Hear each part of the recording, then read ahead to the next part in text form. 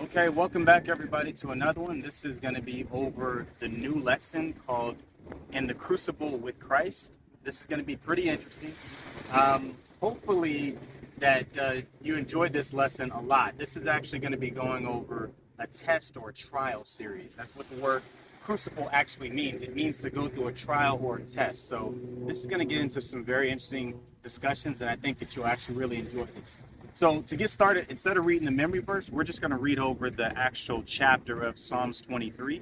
It's only 6 verses, so you should be able to get through it pretty fast. But let's go ahead and read that now, verse 1 through 6. It'll be really quick. It says, "The Lord is my shepherd, I shall not want. He makes me lie down in green pastures. He leads me beside the still waters. He restores my soul. He leads me in the path of righteousness for his name's sake. Yea, though I walk through the valley of the shadow of death, I will fear no evil, for you are with me. Your rod and your staff, they comfort me. You prepare a table before me in the presence of my enemies. You anoint my head with oil. My cup runs over. Surely goodness and mercy shall follow me all the days of my life, and I will dwell in the house of the Lord forever." Okay, so in this lesson, again, like I said, Crucible is actually a huge trial or a huge test that we often go through. Hopefully you don't see this screaming bird in the background. I don't know why it doesn't stop. It literally just started the moment I started talking. So either way, but the Crucible is actually a huge test or trial you go through.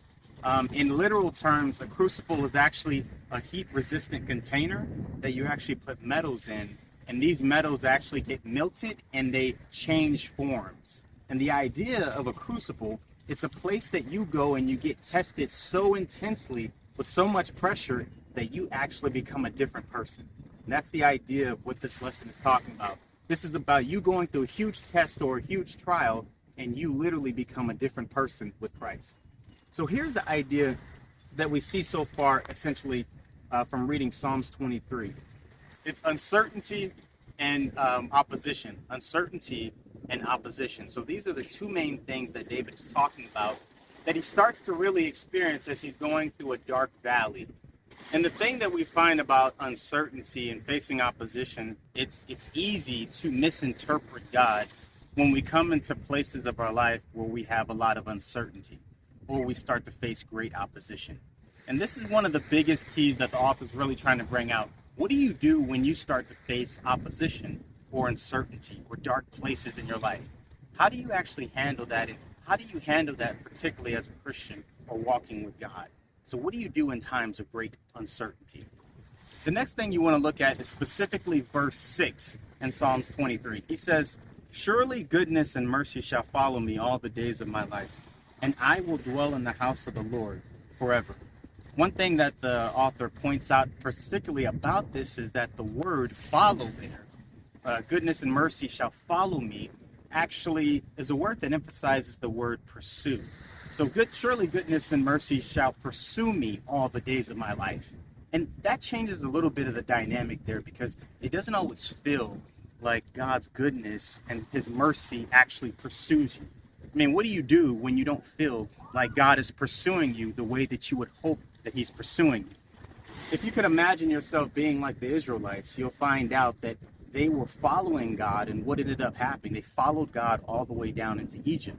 And in Egypt, they got turned into slaves, a house of bondage. And they were following God. It didn't seem like the goodness of God was pursuing them, it seemed at that time. If you look at the story of Job, he's following God and being faithful, but all of a sudden, he essentially loses everything, all his money and most of his family members and his respect and dignity. The ironic thing is, it doesn't seem like the goodness of God is pursuing him.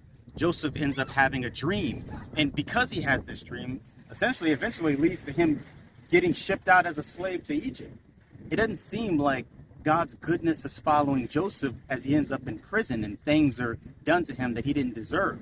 So what do you do in seasons of your life when you actually are following God, and yet it doesn't seem like the goodness of God is actually pursuing you? I want to introduce you to a profound meditation. So if you remember the President Harry Truman many years ago, one of the interesting things about him is he's the only president of the 20th century that didn't actually go to college. What's ironic is Eventually, he ends up going into the military, and he's leading a group of men into a great territory where there's a lot of Germans, and there's like an ambush. Essentially, his horse goes crazy and falls over and almost crushes him completely. His men get all scattered and they start to all run away. And in the midst of that, Harry Truman has to make this huge decision about what is he going to do.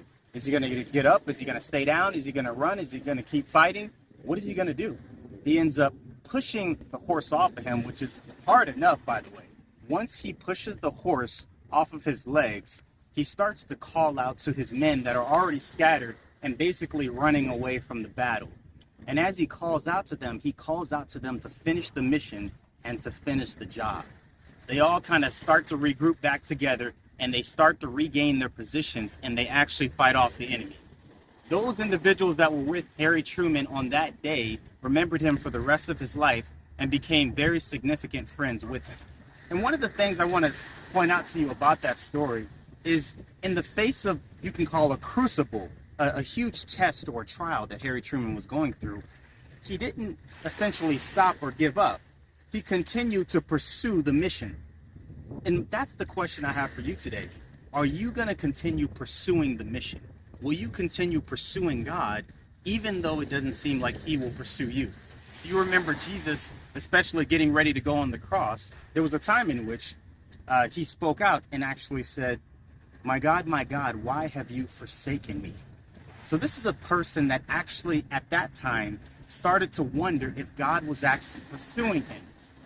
But even though he had that wonder, even though there was some doubt, he continued pursuing you and I, even though he wasn't sure if God was pursuing him at that moment. And that's the same question we have today. Will you continue to pursue Christ, even though it doesn't seem like God is always pursuing you? Christ pursued you, even though he felt like God didn't pursue him in his most pivotal time of his life. And that's the question before you today. Will you pursue God, even when it doesn't seem like God is pursuing you? I'm Oswald, and this is Profound Meditations, Sabbath School Summary.